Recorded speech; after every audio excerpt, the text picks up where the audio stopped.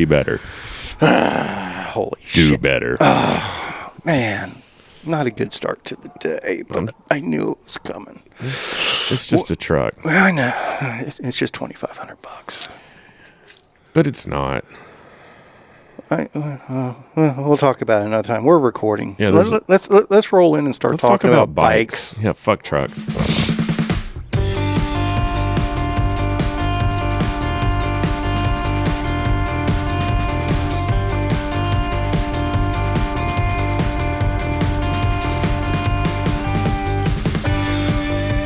Good morning, everybody. I'm Jason Paula. Do what? Jason Paula off? Yeah. Welcome to Shiftless. Oh, it's a beautiful Wednesday morning. Oh my gosh, how gorgeous is it? Absolutely gorgeous. I need something good for today. Oh, I've got all sorts of good for today. Who am I to complain, right? exactly. So what's going on in Bradland? Man. You road tripped last week, right? Yeah, Mississippi. MISSPI. Kind of. Yeah, we went to Mississippi. It's where the majority of my family's from. So we always go there we either go there for Christmas or Thanksgiving. But since the kids have gotten older and we host Christmas, we typically go there for for Thanksgiving. And then my mom will come here for Christmas. Yeah, for some reason, I thought you were a Louisiana boy. Well, I was born in Mississippi, and then when I was like half a year old, my parents moved to Houghton, Louisiana, which is a suburb of Shreveport, if you will. Okay. And then I was raised in Houghton and then on to Bossier and cut my teeth in Shreveport. And but Shreveport's not really Louisiana. That's true. It's Louisiana, but it's not Louisiana. Yeah, and it's funny because if you get really south, anything north of I-10, yeah, they call you a Yankee. Yeah, and when you're from Shreveport, they just call you an Arkansas. You're an Arkie. You're an Arkie. You really are. But it's still good culture, No, I gotta take this. Sorry. Kevin's battling foreign Kevin. truck issues. Don't buy a Nissan.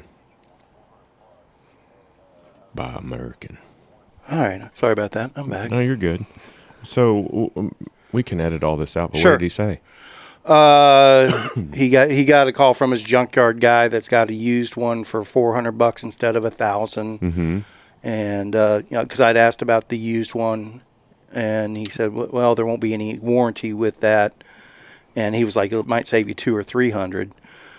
But his junkyard guy said $400 instead of $1,000 for the board, and he'll do a 6-month warranty on it. Yeah.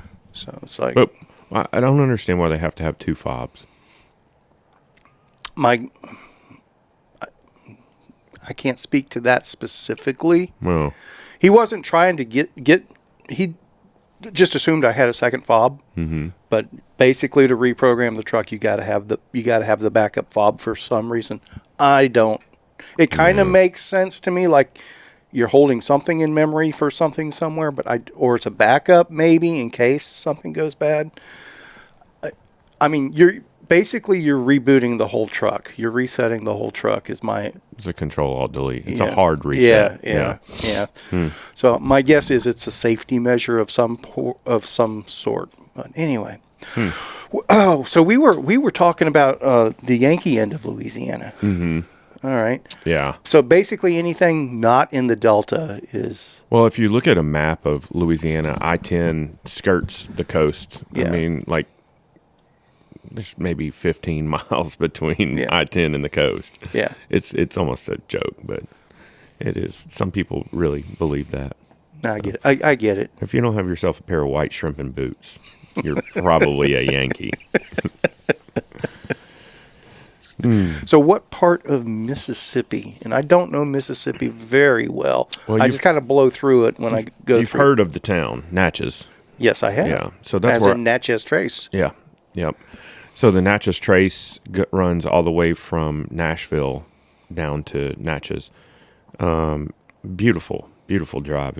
If you ever just want to take a long drive, Remind me to give you my Mississippi routes I have laid out. Yeah. They're pretty damned awesome. yeah. I mean, that's part of, I used to carry a bike down there, but there's not a big cycling community, so there's zero cycling awareness, and the drivers are shitty enough as it is, but there's not any good routes that I can find either. I'm gonna have to put you in touch with my buddy Jason Shearer. Okay. He does the Mississippi Gravel Series, and I didn't even know that was a thing. they got a pretty good scene going there. I wonder where they're probably based out of Jackson. Yeah, that's where I was just about to say.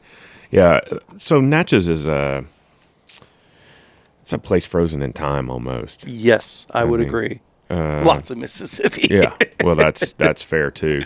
It's, And I say this, and it sounds like I'm disparaging this. I'm actually not. I like Mississippi a lot. Yes, I'm not saying it like it's a bad thing either. It's definitely, when you go to big cities and then you come back to Roanoke or Keller and out here in Argyle, it's nice because you literally feel like things are slowing down. But when you go to Mississippi, it's like that times 5. Oh, at least. And it's interesting because when I was a kid, living in the DFW area, or even when I was still in Louisiana, Shreveport's a much bigger town, so we got all the influences a lot quicker. Music, clothing, fashion, everything. And so I would go visit my cousins and I'd be like, what is that? What are you listening to? And they were behind on everything. Mm-hmm. And you would think that with the advent of the internet, that would change, but it hasn't. I spent a good bit of time in a small town in the middle of North Florida woods. Yeah.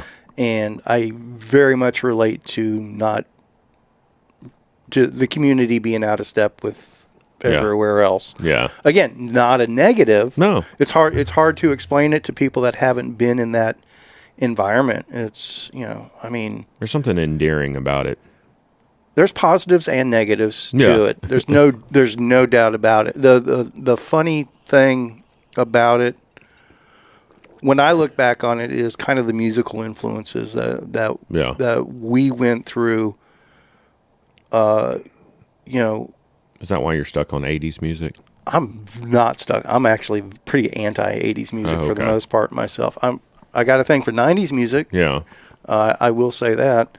But love the Cars. Yeah. Love the Eurythmics. Love Tom Petty. But generally speaking, most of the pop of the 80s, except for Prince. Yeah. Prince is truly royalty. Don't disparage Prince. Yeah. But pretty much everything else. Michael Jackson, too. Never was a Michael Jackson fan. Wow. But that's a perfect example. The hodgepodge in the smaller town of musical it was top 40 pop and top 40 country, just completely intermingled. There was no musical scene of, well, here's the freaks, or here's the rock heads, or here's the country music people, and here's the dance. It was all just a hodgepodge. It was, how big was your school? The school. You went to high school there? Yeah. Okay. It was the only high school in the county. I want to say 600. Yeah. So it wasn't cliquish? There you didn't have like skaters and country? There were cliques, but it wasn't. Okay. Because I can't imagine a school without cliques. There's always cliques, but it's not. It's not musically influenced cliques. It wasn't. But typically, it wasn't pop culture oriented cliques. It was very much. Again, it's a small town, so everybody's within 2 generations related to one another, for one thing. So there's a lot of cliquishness that's based on blood. Yeah. That's one aspect of it. But all these people have known each other since they were in kindergarten or preschool or whatever else. Mm-hmm. So it's not the same thing where everybody comes into high school from different middle schools, and you got to find your group and your circle. Yeah. The circle's been developing for 10, 12 years. Circle's been widened. And I don't know about that. And so I moved there as a sophomore in high school from, Dallas, Texas, and no idea what small town life is like. I mean, I was, I came in like a bull through a china shop sort of thing. I broke all the rules, and I've been doing it ever since. Makes sense. So tell me about your Thanksgiving. Let's talk a little bit about food, and then let's talk about bikes. I hope you got a lot of bike stuff to talk about. I don't have anything in mind on bikes. I could talk food all day. Thanksgiving was pretty tame for us. Y'all stay local? We stayed home, and it was just y'all have the kids? The girls were doing their thing back at their homes. Josh was with us, so it was just the three of us. We did it pretty low key, but Jan still did a bird in the basics. We did a smaller bird than usual, and it was nice and tasty and casual. And in the oven? Oh yeah, spatchcock? Not spatchcock. Yeah, just traditional roast. Okay, but it was a smaller bird than usual. It came out a little tastier, a little more flavorful, and it was a tasty bird. And all the leftovers were done by Friday, which was we're usually all the way through the weekend and still have stuff that's going in the garbage. Sort of thing. So that was a change of pace. I'm one of those. I am actually a turkey fan. I like turkey. And I like good turkey. The problem is there's so much shitty turkey out there. There's a lot. There is a lot, and this was a good turkey. So I'm one of those that I appreciate the leftover turkey all the way through the weekend. So to be out of turkey Friday evening is like that was a little sad. I dry brined a turkey breast on Wednesday evening. My aunt bought it. Okay. So I've never seen this animal before. It was a bone-in breast. So it was just basically like a torso. Okay. If you will. Yeah.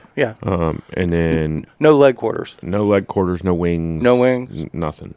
And no neck, no gizzards. Nothing. Okay. And we roasted that. I say roasted it. She cooked it covered in a pot almost in the oven, and it was freaking delicious. All we did was salt and pepper it the night before. Yeah. And then my uncle fried a bird, and I'm a fan. I like a fried turkey. I don't mind it. I like a good fried turkey. I love a good smoked turkey. Oh yeah. I have not been able to dial in the smoked turkey yet, though. I've tried it a few times, and I screw it up every time. It just happens quick. You spatchcock it. That's the way to do it. I've tried. Yeah. I've tried. Yeah. I haven't found my rhythm on that yet. I keep threatening to give it another try. You should. It's worth it. I agree. It's worth it. That's probably my favorite smoked turkey. But you want to dry brine that too, just to force it to retain some flavor, some moisture. Makes sense. But we did a spiraled ham and lima beans, cornbread dressing, pumpkin. That reminds me. What? Josh Weissman had a video last week or the week going into Thanksgiving. Cooked all the Thanksgiving sides? Yeah. I have not watched it yet. Was it worth watching? Oh, yeah. Yeah. Oh, yeah. Okay. And he's got this upside down jalapeno cornbread thing that's like... Oh, I saw a TikTok viral about that where they did jalapeno cornbread. Jan's like, we can still do that. It's like, no, we're going to do Thanksgiving, our traditional stuff, but we're doing the cornbread next week. Yeah. So I might do the cornbread this weekend. That look good. Yeah, a bunch of stuff that look good. That's on my to watch list. But so we typically do Thanksgiving extremely traditional.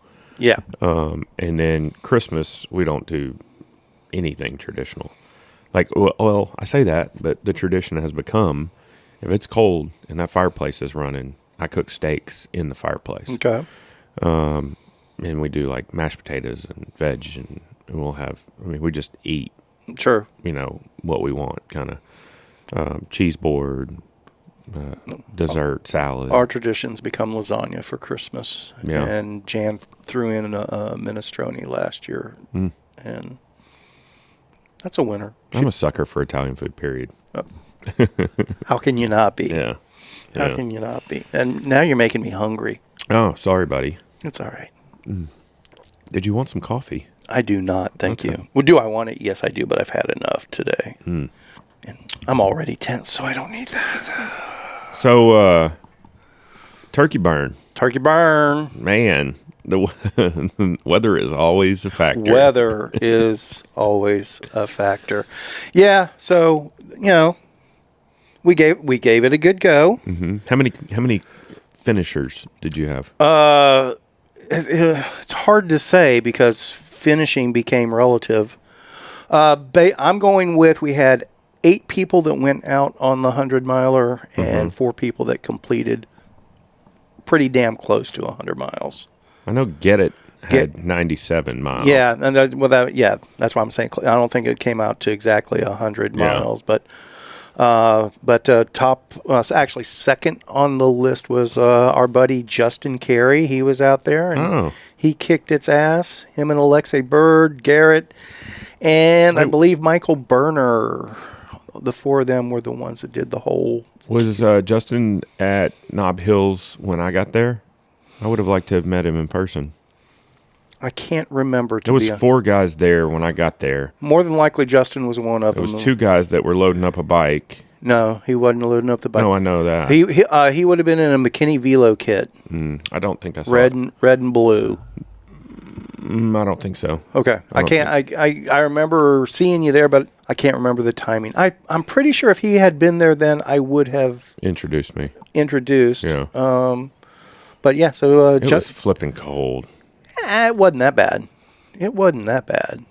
I think you slept too much. No, it wasn't too bad. Now, during the road section going into the headwind, that was cold. Yeah.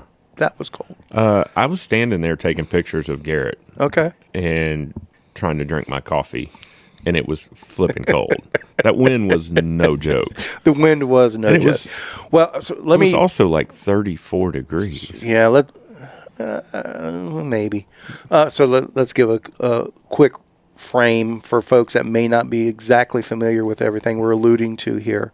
So this past weekend we did our Turkey Burn Challenge, which was supposed to be, we had a 100-mile option and a 50-mile option, but it's really all about the 100-mile option. For sure. The 50-milers, they're just warming up for the next time they try the 100. Just the white meat.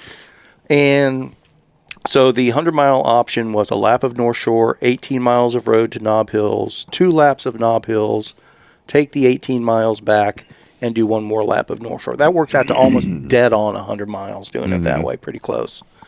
That was plan A. We knew we had weather coming in Saturday evening, and sure enough, the weather did come in. It wasn't a tremendous amount of rain, but it was enough to maybe iffy. We had a backup plan that was going to be all paved trails and road just in case.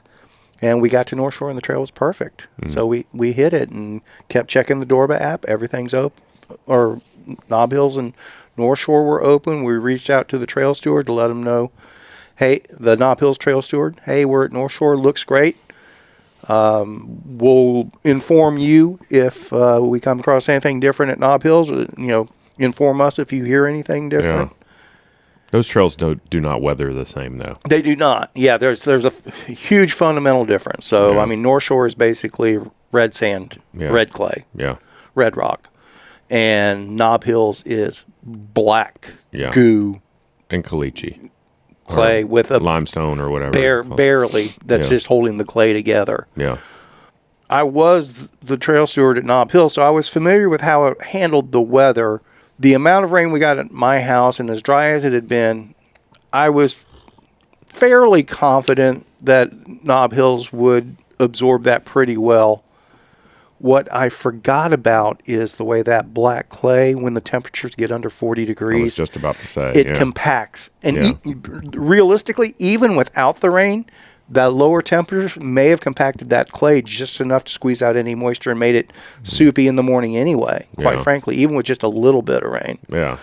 So Didn't take that into account. Knob Hills is normally 2 to 3 days after everything else. After everything Yeah. else, but I was going based on the amount of rain we got at our house, and as dry as North Shore was, it's like Knob Hill. And I watched the radar. It's going to be borderline. Yeah. It's going to be borderline. North Shore still had some sloppy spots last night. Did it really? Especially on the far east side. Okay. But it was still plenty rideable. Want to give a shout out to actually Christopher Bolin for giving us a heads up before we sent the riders out there. He was one of our participants, but he was kind of doing his own thing. Mm-hmm. So he did the direct route from Twin Coves to Pocahontas and just caught from Pocahontas to where I was parked down there at the end of the drive there. Yeah. And was that Dresden? What's the name of that road? Starts with a D, doesn't it? Dunham. Dunham. That's right. I always forget it. I always have to associate it with George Dunham from The Ticket. Or Jeff Dunham. Who's Jeff Dunham? Isn't that the puppet, the ventriloquist comedian? Maybe. With the guy from Soap? No, he's an actual comedian. No, the guy from Soap was a comedian. He was a ventriloquist comedian. I don't think I ever watched Soap. You missed a classic. Maybe I did. No, it doesn't age well. At the time, it was very good.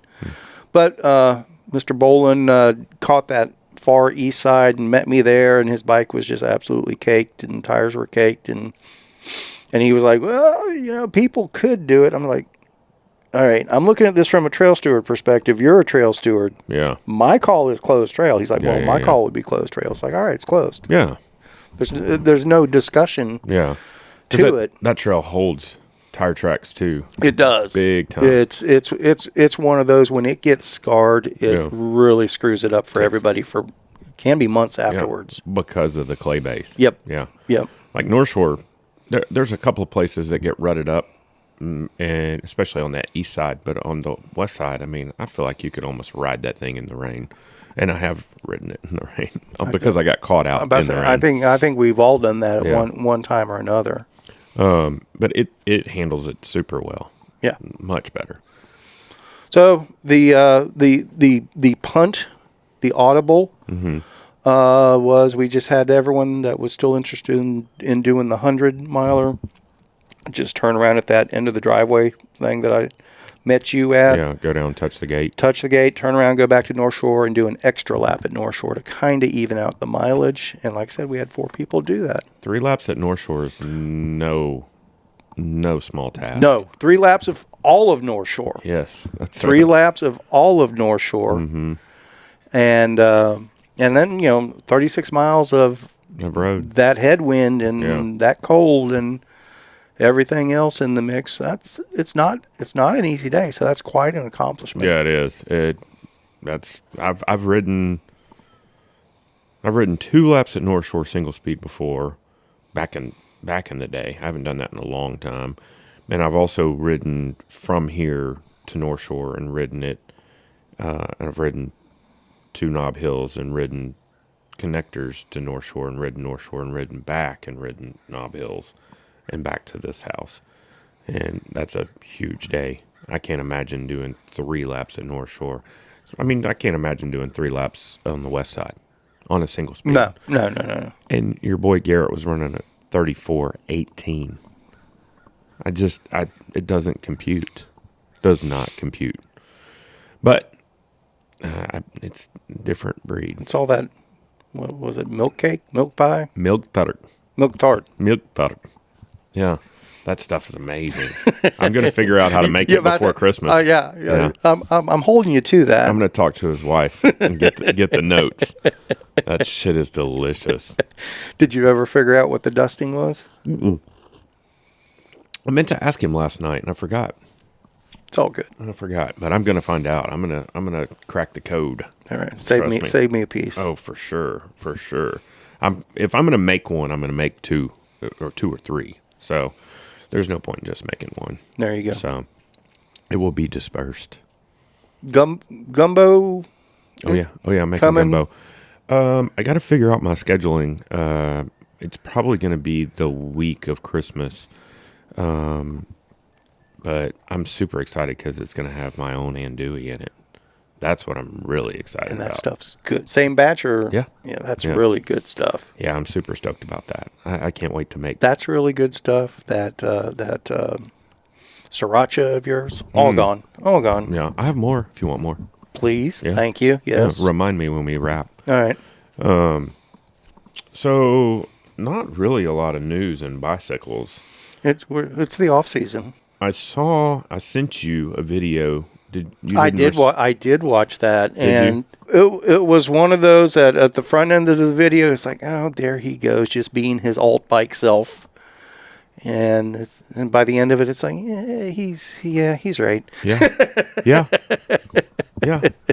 I totally. I started with the same thought process, and then But he had me convinced by the end. Yeah, I was. So it's pathless pedaled, and I'm not knocking the guy, but he's very retro grouch. Yeah, and almost by design. Yes. Yeah. That's his shtick, so to speak. And so I thought it was just more of okay, he's just being himself. But I think of all his and make no mistake, I kind of lean the same direction of him as generally speaking, just not to his levels. I'm hybridized. I am too. I mean, I am definitely one of those that believes in the you don't have to have a $10,000 bike to have fun on riding a bike. Absolutely, you can have a lot of fun on $1,000 bike. Yeah, well, yeah. I have anyway, recently, but actually it's probably a $700 bike now. But that's a different story. So I agree with a lot of his basic premises, but I appreciate bling and cool stuff. There's no doubt about that. Yeah. Comfort, cushion, reliability, But the slave to the light bulb, thing he was talking about. There's a lot of validity to that. Mm-hmm. Yeah, and I wasn't aware of the issue that he brought up. Where was it? Shimano they locked people out of programming their derailleur. I can't remember. It's been a minute since I watched that. And I'll be honest with you, I just had it playing as audio. Yeah, and then there was an issue with I think it was rotor cranks. Oh shit, my bad. It's all right. Where the guy there was a firmware update or something, and he said it was cheaper to just replace the Quark power meter. Quark power meter, that's what it was. He was just talking about how it was cheaper for the guy to replace his cranks. But the point that really hit home with me was when he talked about, all right, so it's an electronic rear derailleur. Mm-hmm. Okay. They've gone to 13 speed. Why do you need a new derailleur now? Right. That makes all the sense in the world. It's like, no, you don't need a new derailleur. Right. You should just be able to update the hardware. Unless, I get, though, it's a parallelogram, and it only has so much movement. Okay. So, knowing that we've gone from 7 to 8 to 9 to 10 to 11 to 12. Why would a bike company be forward thinking, Kevin? That gives no market for new items. And that's his point. Yeah. Yeah. Yeah. That being said, I'm still completely intrigued. I mean, I still if budget was not a problem, I would have pursued this a lot more and had the new transmission on my Fargo and still be running my mechanical brakes. That would involve new grifters. So, what was it? It's like I said, it's been too long since I watched that video. I've watched so many videos. But you can't do that with the mechanical brakes. I don't think so. And that was part of his point. It's like if you want this new stuff, you have to go hydraulic brakes because you have to do their. I mean, I have hydraulic brakes on my old single speed, and that's part of the reason that I didn't want hydraulic brakes on my new one. I love my brakes, but they don't modulate like cable actuated brakes. And my bleeder bolt, the head snapped off of it, and so I was never able to bleed those brakes. I mean, there was definitely a period before they had the mechanical brakes really dialed in where the hydraulics were just noticeably superior. Oh yeah, 100%. And I can't even argue that. But then that second and a half to third generation of mechanical disc brakes. Oh, when BB7s came out, though, they were freaking. If you knew how to set them up, Yeah. they're every bit as good as hydraulic brakes. Yeah. Less like, I mean, Magura, when Magura first came out with hydraulic, hell, I had hydraulic rim brakes when Magura came out with them with a brake booster on it, and that you could almost ruin your rim. That $700 bike I was telling you about, it's got some cheapo Hayes OEM low end brakes, mechanical disc brakes that are just absolutely amazing. They're the best brakes I've had in forever. Yeah. And it's like when I was looking to build up the single speed, I went to Clarence. I need these brakes. It's like I can't get those brakes. They're OEM only. Yeah. It's like, well, they got to have something off the shelf that's similar. It's like, nope, that's an OEM only That's brake. wild. I'm not familiar with that animal. Mechanical versus hydraulic is always this discussion, but the thing is, people go, well, hydraulic brakes, because you can step into hydraulic brakes on the cheap now.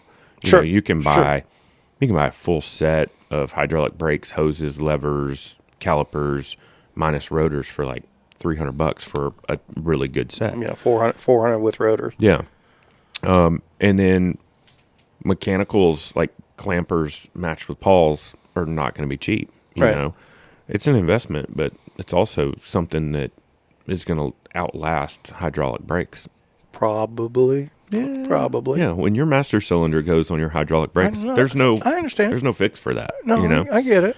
But and it, not that it happens a lot, but you take a crash and you're in the middle of nowhere and you fuck up your hydraulic hose, you're done. You damage your cable, you can fix it. So No, that's my thought process. I don't disagree, and that thought process is fairly common. Yeah, I'm always thinking about my Armageddon bike.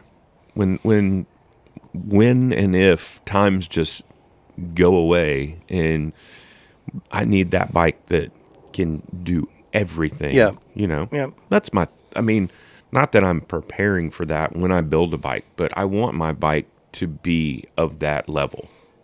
Or a bike to be of that level. Yeah, definitely. Yeah, I'm the same way. And that was the dream of becoming super single speeder again. I didn't even want to have to worry about changing gears. Yeah. It is what it is. Speaking of mechanicking, wrenching, we are due. Carl brought it up last night. We're due for another wrench night. I think this winter. Weather is always a factor. Yeah. The weather schedule is the wrench night. Yeah, that's true.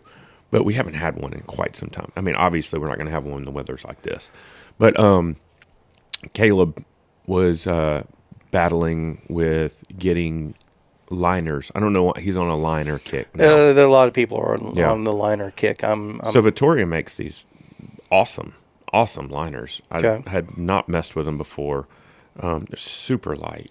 I didn't even. Well, Caleb's on a liner kick because of Spinistry-Paloozas. But anyway, go ahead, Vittoria. That dickhead always buys gum walls or skin walls and then bitches about getting flats. And yeah, I'm calling you out, Caleb. But anyways, he had 2 brand new Mezcals and he had Vittoria liners. And he bought the graphene sidewalls, which I condone. And we were texting about what time we're going to make it to North Shore for TNSS. And he goes, well, I got to go by the shop to get my tires installed over my liners. I can't do it. And it was funny to me. The best part about the whole story is I was busy working on Kieran's car because of the belt and all that shit. And so my hands are covered. My wife is out there talking to me, and I go, my phone is blowing up. Would you grab my phone? And so she grabs it, opens it, and I go, type this. I said, come by the house, bitch thumbs. And she looks at me and she goes, what? You're so mean. And I go, push send. And so he came by, and I cleaned up my hands, and it took me a minute to get each one of those tires on. And after I did the first one and gave him a fair amount of shit, I was like, this is a teaching moment. Yeah, about to say, was he not rolling the tire properly? Or Yeah, or does it take a different process with the liner? It's the same with any tire. Okay. It's not going to translate over just audio, but when you're trying to get a tire on, especially when it's a tough tire to get on, you want to put the bead on the valve stem side first, and then work your way. Valve stem side last. I'm sorry, across from the valve stem, and you want that bead to go into the center channel of the rim. Even with a liner, you can do this. With the newer liners, I don't know with like old school Cush cores, they were really heavy and beefy, bulky. But these, you just push the bead in and you push it into the channel and hold that tension and work it all the way around. And I didn't even use a tire lever, but as I'm showing Caleb, I started explaining it to him, and I'm like, you could have totally done this. And he's like, I know, man. I got so frustrated, and I think he had just been battling it. Yeah, but I know how that goes. But it was just funny to me. He didn't take his moment and have a snack and decompress. Yeah, that's right. God, I forgot he gave that tip. Yeah, should have had a Snickers. Oh, but those I'm more interested in liners now just because of dealing with those. They were really easy to install. You can still run sealant. They take up the majority of the volume of the tire. My only thought is, I hate to be a litter bug. When I see a tube on a trail or on the road, it makes me hate cyclists, So my thought is, if you have a liner, it's great. It's a great insurance plan, if you will. But in the event of a flat and you have to, your tire's non-repairable, what do you do with that liner? It's bulky. Yes, it is. So I have numerous spent liners in the Spinistry trailer. Yeah, and that's what I was getting to. Because just because you run a liner doesn't mean you're not going to flat. Right. And in fact, what is it? The Huck Norris liners? I think Los was on those, and I was with him at least once when he got a flat. I'm not saying I'm anti-liner. Mm-hmm. I'm not convinced it's worth for me. It's definitely for me. It's not worth the trouble and the expense. I don't see the benefit to it. I've seen so many liner failures as it is. But here's my question. I'm wondering if the liner gives you that false sense of confidence to run a lower pressure, and people ease into running too low of a pressure. Ultimately, I think that's what it's always that. Yeah. That's what that's what the tubeless failures are. It's what the liner failures are. Mm-hmm. It's people that are convinced, I can go to 8 psi now. Yeah. Yeah. It's like, it's, and maybe it's because I've always been such a big guy. I've never had the luxury. Been able to enjoy the luxury of super low tire pressures. Yeah. Because they're always rolling on me. Yeah. If I get down into the mid 20s, they start rolling on me. Yeah. So I'm definitely not going to go down to 20 or 18 or anything like that. So, well, I can't see where a liner would improve your ride quality either. I think it's a false sense of security. I mean, that's basically what I was getting at on my. I'm not anti-liner. Mm-hmm. If somebody wants to do it, that's fine. Yeah. I've seen more failures with liners than I have with plugs. I'll just leave it Yeah. at that. Everybody that's got a plug, you know what? They may get back in. Yeah. But you could still plug a tire with a liner. People wait too long. They try Yeah. to ride it out. Yeah. Broke the bead. Got to pull the liner out. Well, that's the other thing I was thinking too is just looking at the liner that Caleb was running. It has an indent. If you took a cross section, it has an indent that literally sits in the channel of the rim. I mean, almost goes wall to wall. Okay. With just enough room for the bead, and then it tapers out and then it's almost a heart shape because it has a channel. So in my thought process, the sealant's going to end up only on the tread, essentially. So if you get a hole anywhere else, I don't think sealant can even get to it. Fair point. So that could be problematic as well. That could be tremendously problematic. Yeah, but I don't know how you design a liner that works differently than that because this is a closed cell liner. I get the liner concept on the gravity side of things. No ifs, 100%. No ifs, ands, or buts about it. So I don't want the Enduro bras telling me I'm okay, boomer. Yeah. No. Curmudgeon. I get the concept there. Yeah. I don't think it works. I definitely don't think there's tremendous benefit at gravel. I doubt there's tremendous benefit at the XC level. But yeah, and it's rotational weight at the end of the day. I mean, you're going to buy carbon rims and then put a liner on, boom, run the lightest tire you can. You're talking my language. Yeah. Again, I'm not bashing liners. You want to do it, you do it. Yeah. Personally, I can't. I'm not seeing where there's a benefit to it. I'm really not. Yeah. That being said, now if Vittoria wants to send me a few $1,000s in sponsorship, I would. The new Vittoria liners. I can't remember what they're called. They were probably the best ones I've ever messed with. Stand by. I'm gonna actually Vittoria, $1,840, please. Is that what it takes to buy you out? That's what it takes to get my truck fixed right now. But it's down from $2,600 though. That sucks. Airliner light. This is what they are. See what I'm saying? See the shape of it? I see it. And it literally goes wall to wall. This is not the one he was running. This is the one he was running. $69.99 per tire. What's the weight on these? Give me some more info. So how are they sized? How does that work on those? It looks like they only come in one size.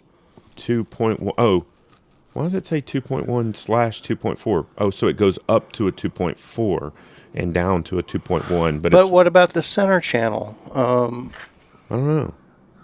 What's the weight on these? Okay. Technical chart. 55 grams. That's not a lot. 55 grams is 55 grams per each. Per tire. Yeah. Hell, sometimes that's the difference between two tires. Yeah. On chunky mountain bike tires. But yeah, I don't see any way for that not to interfere with the sealant distribution, though. Especially because I'm pretty sure they don't say it here, but I think it's closed cell. I'm curious what Orange Seal and Stans and Muck Off and them may say about the use of liners in their sealant. Well, I think these are designed to run with sealant. I understand they're designed to, but it's got to interfere with the sealant distribution. Yeah, I don't know. It's funny they have tire levers on here on the insert thing, but I don't know. I think when liners first came out, people were basically using pool noodles. Pretty close. And then same colors too. Yeah, and then so that's an open cell, whatever it's called, foam. Yes. So all your sealant would be just locked up in all those open cells, so it didn't do you any good, hardly. And then people came out with almost like a sealed insert, but they were super heavy, like 300 grams a tire. So it just didn't make any sense. But now you got a liner that's 55 grams. It's not really detrimental. But I don't know. I'm curious, but I don't see myself paying $70 a tire. You do what works for you. I'm not knocking anybody that doesn't. I speak from my perspective. Well, like last night, my rear tire, in typical Brad fashion, I threw my bike on the truck at the very last second, and hand checked my tires before we took off, and then we're halfway into the lap, and I'm like, I felt like I was getting a flat. Pull over, and no, my tire's just low. So I probably donked my rim 3 or 4 times on a root or a rock. Okay. And so you have to change your riding style a little bit. You have to intentionally unweight your rear end when you're going over stuff. And so it kind of changes your plan of attack, if you will. Had I had a liner in there, I might have had a little bit more, maybe false sense of confidence, and might have ended up flatting. Could have. But and I was riding with Caleb, ironically. But I don't know. It just got me thinking. But I was impressed with how easy those were to install. Okay. So, but I really don't have an opinion. Understood. I mean, there's nothing wrong with getting an informed opinion. Are we going Seinfeld here? Not that there's anything wrong with that. I don't think there's anything wrong with that. But I like that they're making advancements in inserts instead of just sticking with the old school shitty inserts, that are 300 grams and impossible to install. Okay. Yes, I will definitely say that we're beyond the point of, from my perspective, they were detrimental at one point. Inserts were a non-starter for me just a few years back. It's like that's stupid. That makes no sense whatsoever. Yeah. Now it's to the point where, I can see why people are interested, why they might be insert curious. Again, from the non-gravity perspective. But it's still, for my own personal stuff, I'm not seeing a distinct advantage to them. Right. But they're getting better. They're getting better. That's what we're saying. Upgrades are usually a good thing, typically speaking. Are you familiar with this bike? Which bike is this? So Wolf Tooth makes bikes. Did you know that? I had no idea that Wolf Tooth made bikes. No, that's new to me. Otso is their line. Okay. This is their fat bike, obviously. But they make, it's all mountain bikes, but they make a Thai bike. This is a fat bike. Don't know. I guess this is their XC. But I didn't even realize see what their ATB is. Oh, there we go. I didn't see all those tabs. So they have a drop bar. This is similar to a Fargo. And it's on sale. What's the price point? Let's see.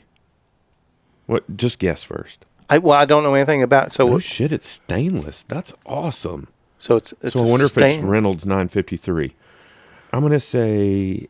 Is that a single speed or what? It is single speed. So it's got slider drops. I like the way that rear end looks. So give me a components. Is it complete only or is it frame? Do they have frame only option? Ooh, let's see frame only. Oh my gosh! Drop bar, GRX 11 speed, $33,000 for a complete. What's the frame set price? No, this is built $3,000. No, I know, but go back and then down and see. See what the frame set price is. I'm sorry, I'm not good at Jamie. That doesn't even make sense. $2,550 for frame only. You can buy it built for $3,000. I'm buying it built all day. Hell yeah. All day. Hell yeah. Huh. It costs you more. Look at this. This is bullshit. For a single speed, it's $37.45. For 11 speed, it's 3,090. Well, that's the state of the bike industry right now. Well, this is, to be fair, this is a sale. It's marked down. That's what I'm saying. Yeah. The bike industry is in turmoil right now. Yeah. These places have 4, 5, 6 years worth of inventory. Yeah. Look at the mounts on here. That's awesome. And there's nobody to sell it to. Look at this. Bottle. Yeah. I mean, I don't think you can mount cages that close, but you could definitely do tools, bottle, and then Flask. That's an Envy fork. It doesn't have any mounts on it, but wait, it does have mounts. I'm about to say the Envy has mounts. Yeah, it does have mounts. It's just 2 bolts. Talk to the mic. Oh no, 3 bolts. Talk to the mic. Yeah, my bad. 3 bolts on. I didn't know Envy made an adventure fork like that. Huh. I always thought Envy was just for racer boys. Shannon's the one that put these guys on my map. I didn't even know they made them. And I didn't know they were doing stainless. That's freaking sick. I wrote an independent fabrications forever ago when tubeless road tires first came out. Excuse me. And it was stainless. It was Reynolds 953. And probably one of the best riding bikes I've ever ridden. It's you ride a bike and it sticks with you. Mm-hmm. That was one that I can't ever forget. And so I've always been enamored with the stainless bike, just the thought process of it. But how much of that was stainless and how much of that was Indy Fab? Because by God, Indy Fab, they knocked it out of the park with every bike I've ever seen of theirs. Yeah. They made great bikes. R.I.P. But you're right. That is a very valid point. But I attributed it to the tubing. And tubing selection and how it's treated is tremendous too. But I always liked Reynolds anyways. Sure. Their tubes were very nice. I hear you. I would love to see one of those bikes in person. Yeah, same. And I don't know what Lithic is. I guess that's another brand. Oh, Lithic is their component section. Forks, wheels. They have their own driver, free hubs. And hubs. Look at those hoops. 100 millimeter aluminum fat rims. But I didn't even know that animal existed until Shannon turned me on to him. Pretty cool stuff. Wolf Tooth, I think, even from a component and tool standpoint, they do some killer stuff. I'm a fan of the Wolf Tooth approach to stuff. I can't say enough good things about that. I don't even know how you call it. I don't know the name of it. Their tool, the multi-tool. Yeah, the 6-bit. I think it's the 6-bit. The pack pliers. Love that thing. Yeah. In fact, I want to buy another one just to have on my workbench because I always keep it in my bag. Mm-hmm. And when I start working on my bike, I grab that thing so much because it is a tire lever, which I don't use. But it's a true multi-tool. Yeah. But I use it for the pliers, mostly for master links, but it also has a valve tool or valve core remover on it as well. And I'm a big fan. And then Mike Smith showed up last night at TNSS. How's Mikey doing? He's doing good, man. Doing good. He pops in randomly from time to time just to brighten up my life. Love that guy. And he produced one of these 8-bit pack pliers, and because it has the 8 millimeter on the end of it, we were trying to. Adam Phillips had an awful creak coming from his bottom bracket. Okay. And I was convinced it sounded like his frame was cracked. I think it was probably bottom bracket, but we couldn't obviously mess with the bottom bracket trail side. What bike is Adam on these days? Pivot less, single speed, carbon, and I tried to tighten the crank because that's all we could do is make sure the crank was tightened. Because he has been on a ride with us before his crank came off. It was kind of funny because it was still attached to his shoe. But I bought some of these when I built my my new Surly up. So this is, have you messed with these? I can't see. What is it? The bar kit. Oh, So- I'm familiar that they're out there. Yeah, that thing's awesome. Paint a verbal picture for our listeners. So it's an insert. Instead of using a bar end on your mountain bike, it is the bar end, and it has on one side is a multi-tool that has numerous bits, and then on the other side is a chain tool and a flat repair. So it's got a plug. It holds bacon strips, if you will, and it's not fast to deploy. It's not like a Racer Boy thing, right. but it's very handy, and you don't have to worry about having a multi-tool. It's always there. Yeah, you don't have to worry about having a multi-tool on your bike and all that stuff. And in fact, I totally forgot that I had them in my bike last night because I was like, does anybody have a tool handy? And now that I'm telling the story, I'm like, dighead, you had them right there. So I totally forgot. Because I looked at my bags, and I have a tail bag, tiny little tail bag that has a tube and CO2s in it, and then I have a You need the Nike kids to straighten you out. Is what you need. yeah. I don't even want to get into that. Tuesday night belongs to TNSS. I was telling this story the other day, yesterday, as a matter of fact. TNSS has been going on for so long that when Gage, my 20-year-old, he's 20, was going to be born, I left TNSS the night before to go home and get some sleep because I had to be at the hospital. I think we had to be there at 6:30 in the morning for him to be born. It was a scheduled C-section. Sure. That's how long I've been going to TNSS. Right. 20 plus years. Right. So Tuesday belongs to TNSS. I agree completely. That's all I'm going to say. I agree completely. Abbey Tools, too. They make some killer stuff as well. I just think Wolf Tooth does a great job. Every time I've picked up anything that they make. Anything Wolf Tooth is. Yeah. You just, if they come out with a tool, you go, it's probably awesome. There's no doubt. Well, I mean, hell, Lucky hasn't come out here. Well, yeah, what's that? Oh, I guess Paula buttoned everything up. No, she didn't close the dog door. Okay. But normally he comes out here and investigates. Yeah. It's just not the same without Lucky making an appearance on an episode. Him nor Luna have been out here. No, So- she usually follows him. For the remainder of, you guys have Rudolph's Revenge is when? The 14th? Is that right? 16th? No, Holiday Ramble's the 16th, so I guess The 9th? Sean's doing Rudolph's Revenge the week before, so that would be the 9th. The 9th, yeah. That's going to be a killer event.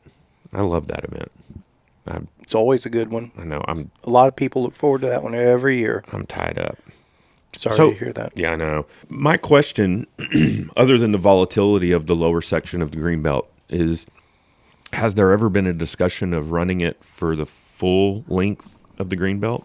I don't know. You'd have to talk to Sean about Yeah, that. I know. I just figured you guys have discussed it.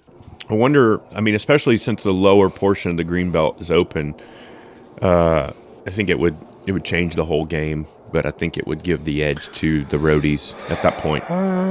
Maybe it may be too much to manage anyways, but it would be cool, and I know this would be even more of a clusterfuck, if you had your lengths, like you could start up there, or you could start at the 380 Greenbelt entrance. But I'd love to see it run out of the 380 Greenbelt, but parking would probably be an issue at that point. Shit, I don't want to pull out of the 380 Greenbelt. Yeah, So that's true. I'm if it's my call, I'm never having an event out of there. Yeah, it's like a freeway. Now that said, so now there's coming out of the 380. There's I haven't been that way in forever. a bike lane now. Oh, Yeah, you come out of 380 onto 380 and go westbound. really? There's a bike lane, so then you can come out there and get up into that neighborhood and go up Fish that trap. way. Yeah. Yeah. Huh. That's awesome. I did not know that. Yep. So I've got a loop Mm-hmm. for a multi-trail thing we want to do that does it that way, and you can get the Denton Trail and Yeah. our friends' property and Yeah. stuff like that too. Does it touch Clear Creek too? Technically, no, Okay. because bikes aren't allowed there. Technically speaking, technically, I'll just leave that up to you.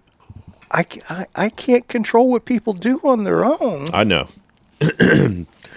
But I guess I'll talk to McAfee about that. I'm just curious. I'm sure, like I said, that lower section is pretty volatile, with all the openings. Let me put you this way. Nobody I've ever spoken to has wanted more mileage out of Rudolph's Revenge. Yeah, but I mean, it would be equal mileage to the long route if you rode the entirety of the Greenbelt and just did one lap instead of riding half of the Greenbelt and riding 2 laps. I follow what you're saying. I know. Yeah. I think the 2 laps of IDB is pretty important myself. Yeah. I think it definitely levels the playing field. I mean, I think it's the 2 laps of IDB that make Rudolph. Yeah. Yeah. Quite frankly. Yeah. Because who the hell's going to do 2 laps of IDB on their own? I've done it. I've done it plenty of times. It's a joke. It's a joke. I mean, we've ridden from here and ridden the entire Greenbelt. I haven't ridden IDB in years. Yeah. That's a great trail. Great trail. JB used to be a great trail. I haven't ridden it in forever. I probably haven't ridden Johnson's Branch in 8 years. Yeah. It used to be my favorite. Yeah. It's just I always stop at IDB if I'm going to drive that direction. But I like IDB. I used to know the trail steward there used to be pretty awesome. He's not JB or IDB? IDB. Which one was that? Red used to be the trail steward I thought he was JB. Mm-mm. Okay, he was IDB. Yeah. Okay. I had it mixed up in my head. It's a great trail. Great trail. This time of year, it's a tough trail to ride. You can't find the trail. All the rocks hide under the leaves. They do, and the lines just disappear. Yes, but, I have eaten piles of oak leaves. Yeah, because of that. But that's one of the best shakedown trails around. Like if you build a bike and you want to see if it's going to handle, go out there and beat the shit out of it. My first Frankenbike single speed that I built up out of my old Haro V2. First trail I took it to was IDB. Yeah, that used to always be the testing ground. Yep. Every time I would build a bike, that's where I would go. Yep. Because if you can do that, you can do anything around here. Pretty much. But what are you looking at? Oh, I don't know. What was I looking at? I don't know. Thought I was looking at you. Was I not? So what does Spinistry have for the remainder of the year? You have Holiday Ramble on the 16th? Holiday Ramble on the 16th. That's almost full, I think. Pretty close, anyway. Holiday Ramble on the 16th, and then we're getting ready for our Texas Chainring Massacre 1st of February. And we'll throw some stuff in between to keep people busy and trained up in the winter. I need the date for Texas Chainring Massacre. February 3rd. I need to put it in my calendar because I'm not going to book an event. What do you got going? You said you're busy on the 9th. Do you have a dinner going then, or? I have a private dinner. Private dinner, okay. Yeah, and then I have my regular seating on the 16th. Yeah. So, and I've got a full house, so. Okay. All good. But then after that, I'm taking the rest of the year. I'm not doing anything. That's kind of where we're at the moment. We're going to take it super easy in December, and Holiday Ramble we're happy to do. Yeah. Looking forward to that. We're actually doing it out of the town of Callisburg this year as opposed to doing it from the fireworks end. So we're going to start right in the middle of the dirt road network and not have to deal with going on 82 and stuff like that. We got the community center there, and that Callisburg. It's just a tiny little crossroads town. Isn't there a beer called Callisburg? Maybe. What am I thinking of? I don't know. Yeah. Okay. But basically, plan is actually to get caught up on a lot of scouting. Yeah. We have going back to Mr. Justin Carey. He just keeps making multiple appearances in our episodes here. Uh-huh. He just laid down a hell of an FKT on our Denton 200 Spinistry FKT route. He came in at like 12 hours and 24 minutes, but that was with like being held up at a train crossing for 10 or 15 minutes too. So, and he had something else that went sideways on him that he would have been sub 12 hours on that one. But so we've got a good group of FKT runners on the Denton 200. Give me the elevator pitch for that 200. What does it primarily consist of? It's kind of like the greatest hits of, I mean, all of this stuff. Mm-hmm. It's got gravel bomb and all that, and Mm-hmm. the creek crossing up here. But then it catches all the stuff out towards Decatur, where you get the rollers going up Dewson and County Line Road and all that. Wade Road. Wade Road's in it. Yeah. Goes up. It's a good everything in North Texas route for 200 miles. Okay. Starts and ends in Denton. Okay. So it's primarily gravel and back roads, or is there a lot of path? No path. It's all county roads. Okay. It's almost all county roads. All right. As much, probably in the neighborhood of 40% gravel these days. What in the day was probably 90% gravel. But these roads around here, how they've all been paved over. Yeah. So, I need to follow Justin Carey on Strava. So trying to remember the sequence. I think Woj set the first FKT, then Justin set an FKT, then Chip set the FKT, and Justin went back in there and just blew everybody away. So basically, the next FKT will probably be sub 12 hours on it, is my guess. I would imagine. So I've got the Central Texas folks. I've got routes promised for them to start chasing an FKT. I need to scout those out as well and get that nailed down and have that up by the end of the year is the plan. When are you going scouting? You said, I am following him. You said you were going to scout. Maybe tomorrow, possibly. Yeah. I'll probably go out with the wife on the weekend. I was waiting to see how this truck thing sorted out to know when I actually had spare time, and the truck's obviously not going to be ready before tomorrow, so I'm fairly wide open to do some scouting tomorrow. What's your schedule like? Well, I'm waiting on parts to come in for that stupid European piece of junk. Right. And I got to get that buttoned up. And I was going to clean my garage today. I know that's always I'll pay you next Tuesday for a hamburger today. Sure. But if I get those things knocked out, I should be pretty open tomorrow. Ooh. I don't have anything going on this weekend. Actually, I do. Gage and I are going to see Cody Johnson in Oklahoma City. I don't even know what a Cody Johnson is.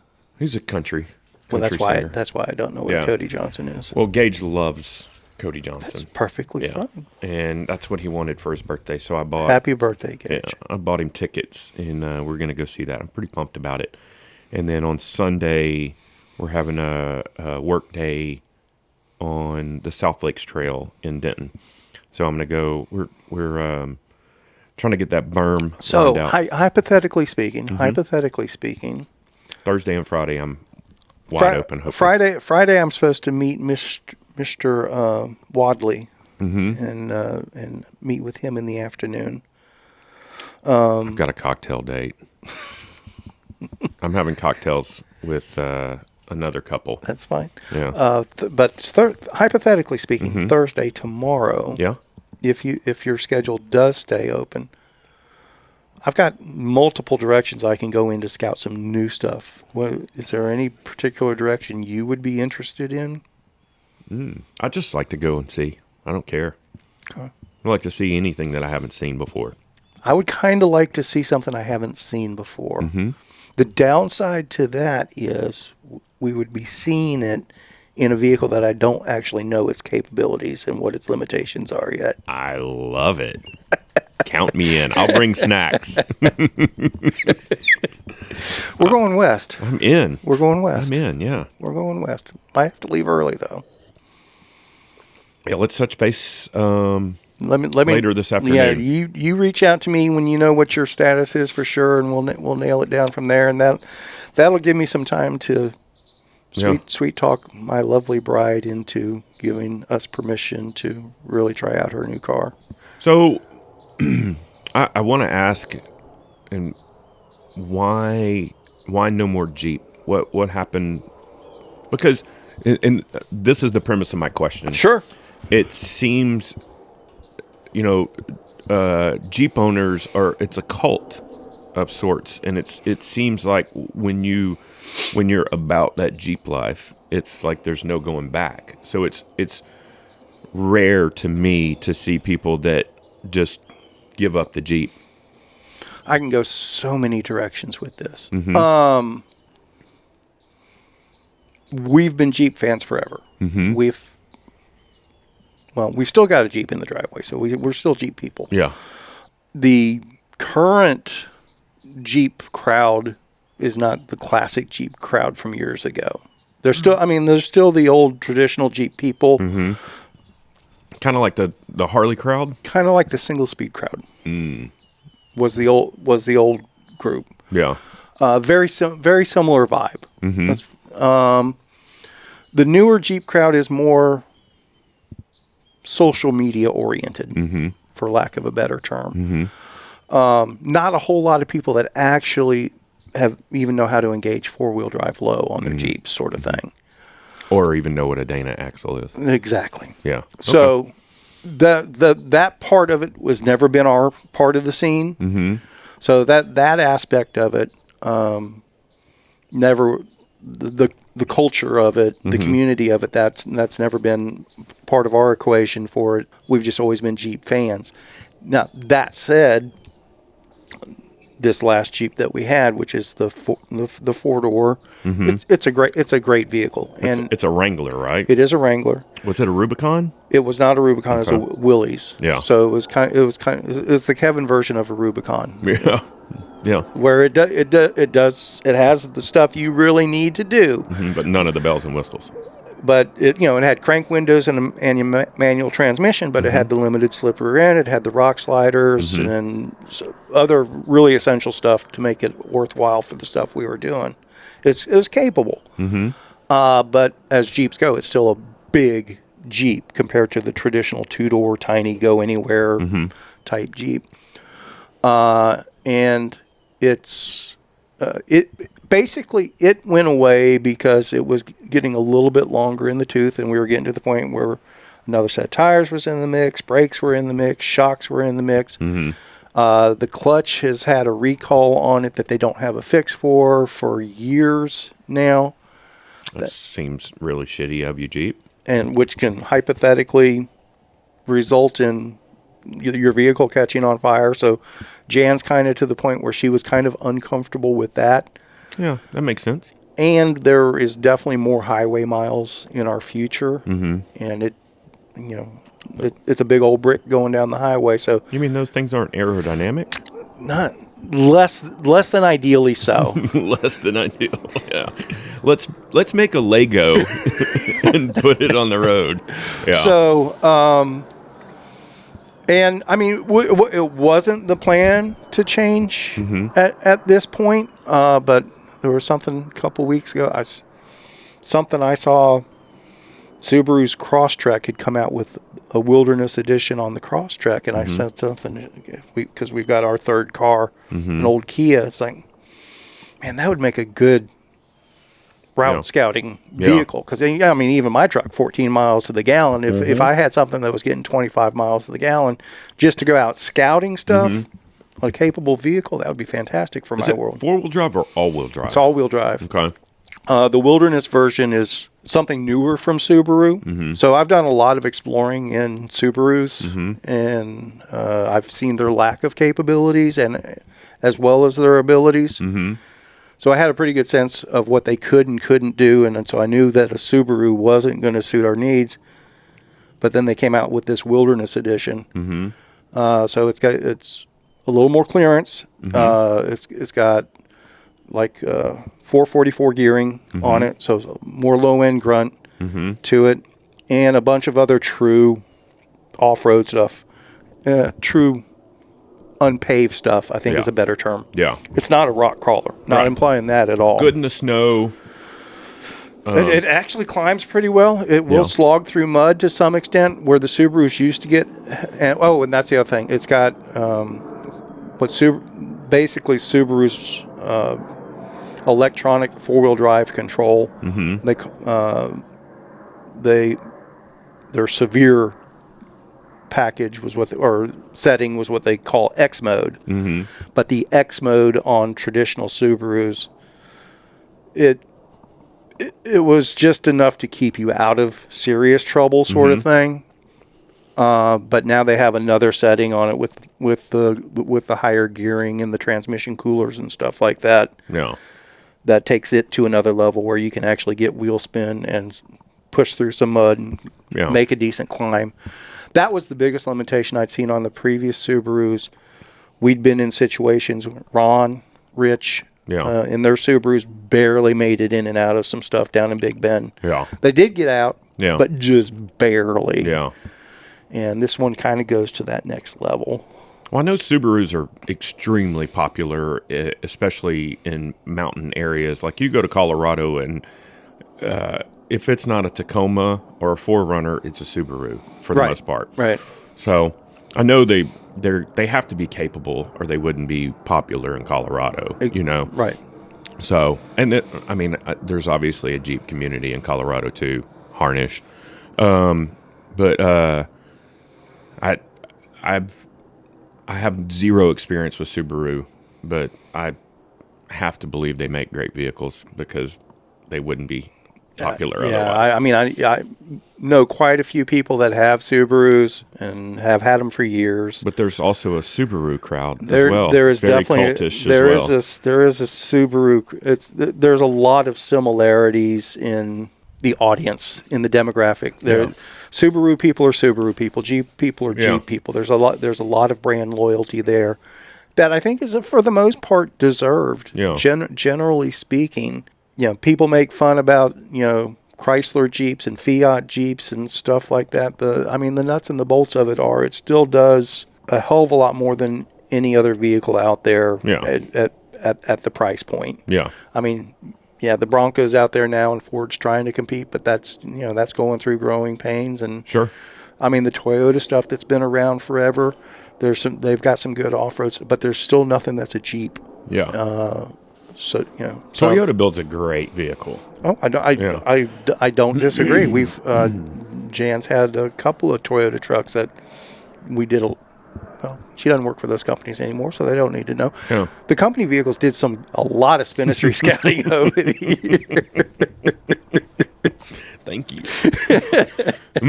So how many ducks did you have when you got rid of the Jeep? I had zero. Really? Nobody ever ducked you? It was Jan's Jeep. Oh. But we were both anti-duckers. I don't think we ever ducked anyone ourselves. I think she had like 3 or 4. Yeah.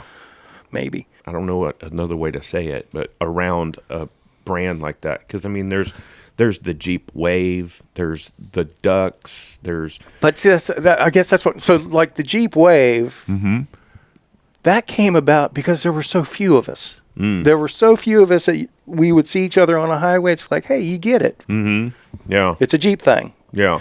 That was true back in the day. Why in the world are you driving this as your daily driver? And it's like, it's a Jeep thing. Yeah. You either get it or you don't. Yeah. Well, this latest version of the Jeep, the Wrangler, the latest couple versions, the JKs, the J series, basically from 2004 on.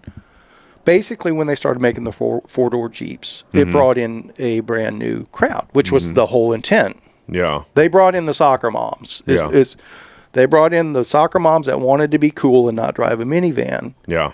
I'm not going to lie. We test drove one. No. When the Rubicon Wrangler came out, it had to be 10 years ago, but we test drove one, and I was like, I couldn't justify the price tag for what you were getting, and plus we got it out on the road, and I was like, we could go into a whole Jeep history thing, but 2011. So that 2005 to 2011, when the 4-door first came out, the vehicle was a pig. It had a shitty motor. Yeah.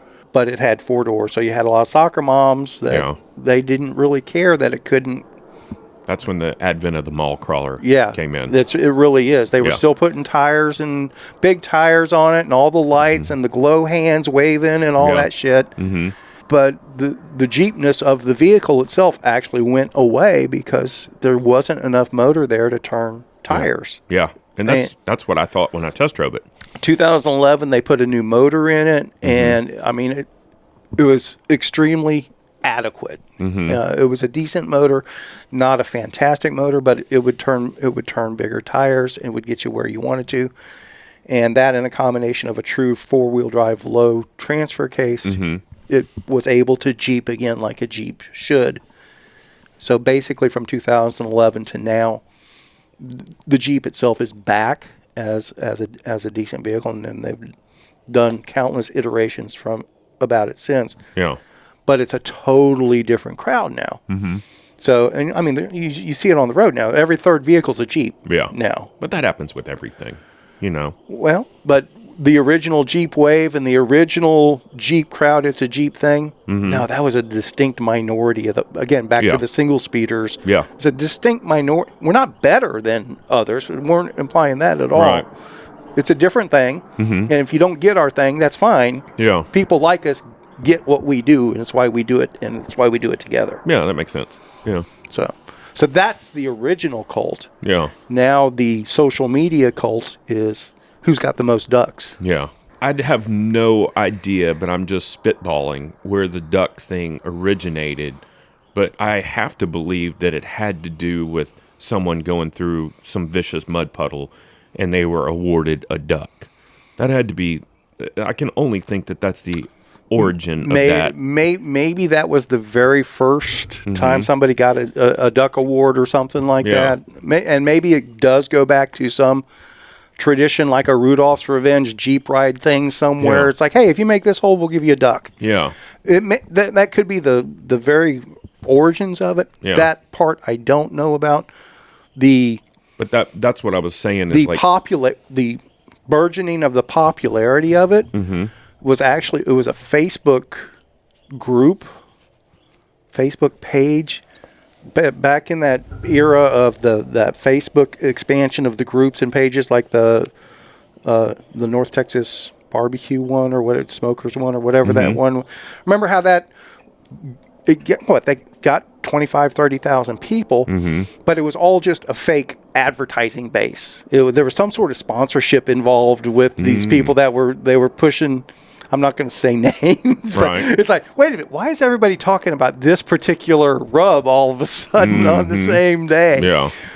Well, there was a Facebook group that started for the Jeep ducking thing, kind of along those lines, and they were trying to sell rubber ducks. And all of these other Jeep groups on Facebook, the soccer moms just glommed onto this duck thing, and the people that were in charge of that original group started sending out cease and desist, trying to tell people to stop ducking Jeeps because it was something they originated. It's like, that's the most anti-Jeep thing I've ever heard in my life. That's super shitty. I've never understood the whole thing, and it just cracks me up. But the other thought I have is, like, all these people that are doing all this duck thing, I don't think any of them hardly even probably understand what the premise of it is. It's just a social thing at this point. It always has been a social thing. Yeah. It always has been a status thing. It always has been a click thing. We need to ask Carl. Carl's big into the ducking. Is he? Yeah. He's a ducker. Shit, damn. I'm Mother ducker. I've pissed him off tremendously at this point, I'm sure. He stays pissed off. He's such an angry individual. I love that guy. The Godfather. I don't know. I was curious about it, and I want to look at your Subaru. We need to wrap this thing up anyways. Okay. Well, so the short story is... It's not short anymore. It's not short anymore, but we went off track. Yeah. Where I left off, I mentioned to Jan that the Crosstrek would make a good scouting, a good new Spinistry mobile.